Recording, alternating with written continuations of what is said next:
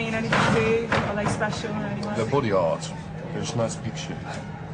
Never been into religion or never been into politics or anything like that, so they don't really present anything like that to me, like a way of life or whatever, their lifestyle. It's pretty pictures, pretty ornaments in it.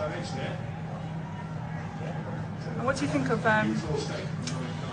metal at the moment? I mean, people call you love metal or gothic or whatever. What do you think of bands like Disturbed or Slipknot, all these kind of shock, kind of horror tactics and looking kind of strange? Well, it's strange now that the people, like, before they learn how to play their instruments and before they learn how to write a good tune, they prefer learning how to put makeup on themselves, or they are too afraid to show their faces and want to wear, like, silly masks or whatever. We're not about masks ourselves, you know. It's what we are, and that's the nicest part of being in a band called Him. What does Him stand for? Does it stand for anything? Him? Him? Is it His Infernal Majesty? No, well, it used to be His Infernal Majesty. Yeah, we had a band with a bass player, and we nicked that name of from a horror movie in the 60s, in the same way as what Black Sabbath did, because we were huge fans and still are. And, but that was totally a different band. And we got the drummer and keyboard player and the guitar player along, and it changed the sound and everything, you know. And we just shortened the name up because we had a bit of a name in the club scene in Finland and Helsinki, so it was easier that way. And anyway, it's an easy word to remember. And there used to be a great gay porno magazine, actually English one, called Him in the 70s.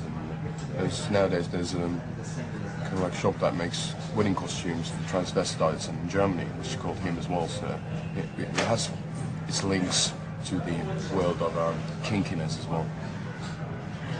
Talking about Black Sabbath, didn't they record their debut album at Rockfield Studios, where you recorded? I'm not actually sure where they recorded. Yeah, that's something that at least one of the early albums was recorded in at Rockfield.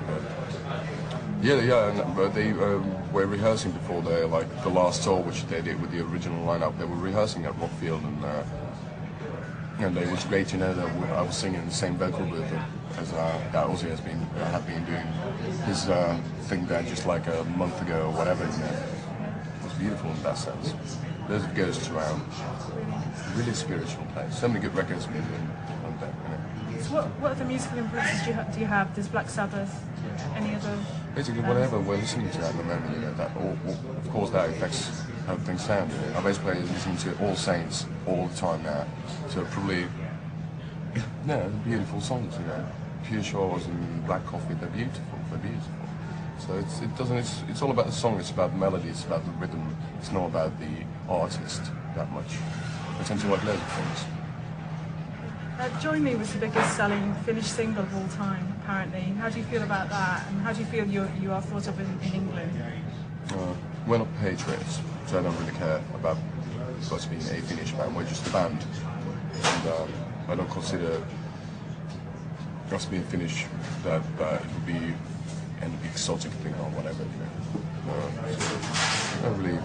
I haven't been speculating on that at all. You know, it's nice that things been going on really well there.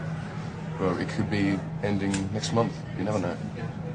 And how do you feel about having a really sexy After Dark website like Him online? Well, I've been looking for cheap or actually free pages on the web where I can see some CDs and stuff like that, so that's a beautiful way. You're actually serving me.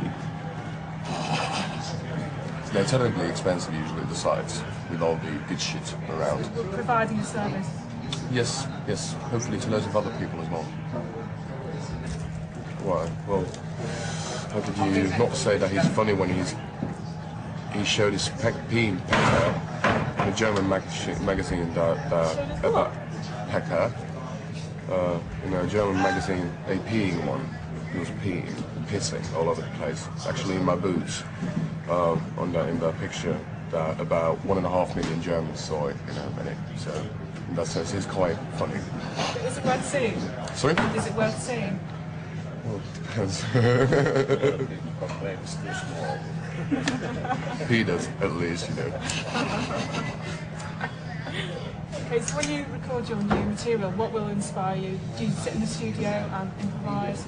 No. That's for wankers.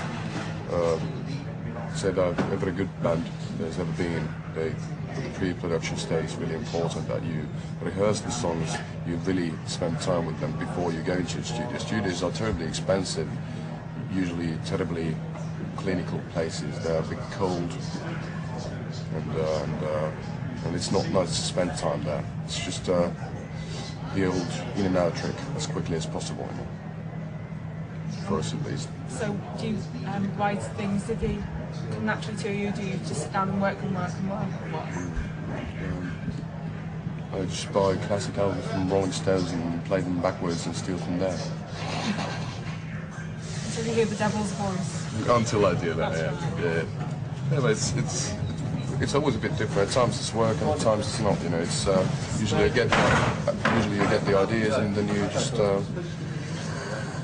Sometimes it might be like, for example, with the song "Join Me." I wrote it in '97 or whatever, and it took about 2 years to arrange it. So